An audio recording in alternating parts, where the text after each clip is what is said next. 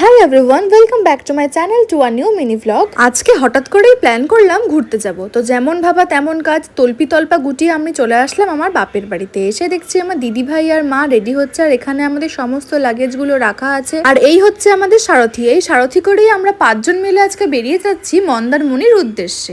5 জন বলতে আমি, আমার হাজবেন্ড, আমার দিদি ভাই, মা এবং আমার জামাইবাবু। গাড়ির মধ্যে গান শুনতে শুনতে মজা করতে করতে মাত্র 2 ঘন্টার মধ্যেই আমরা পৌঁছে গেলাম কোলাঘাট। আর রাতে বেলার রাস্তা যেহেতু একদমই ফাঁকা, সেজন্য আরো তাড়াতাড়ি আমরা পৌঁছে গেছি। কোলাঘাটে দাঁড়িয়েছিলাম আমরা এপার বাংলা হোটেলে। ওখান থেকে একটুখানি চা আর চিপস খেয়ে নিচ্ছিলাম, কারণ কোলাঘাট থেকে মন্দারমণি এখনো অনেকটাই দূর। আর রাত্রেবেলা যেতে যেতে সবারই খিদে পেয়ে গেছিল। দেন চা আর চিপস খেয়ে আমরা আবার গাড়ি করে উঠে চলে গেলাম মন্দারমণির উদ্দেশ্যে। আরো 3 ঘন্টা মতন যাওয়ার পর অবশেষে সকালবেলা দেখতে পেলাম আমরা সমুদ্র। আর সমুদ্রের পাড়ের যে মিষ্টি হাওয়াটা, ওটার তো কোনো তুলনাই নেই। আর যেহেতু আমরা রাত্রে 12টার সময় বেরিয়েছিলাম, ওই জন্য আমরা খুবই ভোর ভোর পৌঁছে গেছিলাম। তাই জন্য আমরা মন্দারমণিটা ক্রস করে আগে চলে গেছিলাম দীঘাতে, কারণ আমাদের প্ল্যান ছিল উড়িষ্যায় যে চন্দ্রনেশ্বর মন্দির রয়েছে সেইটাকে আগে দর্শন করে দেন আমরা আসবো জগন্নাথের মন্দির দর্শন করতে, যেটা দীঘায় অবস্থিত। Follow for part 2।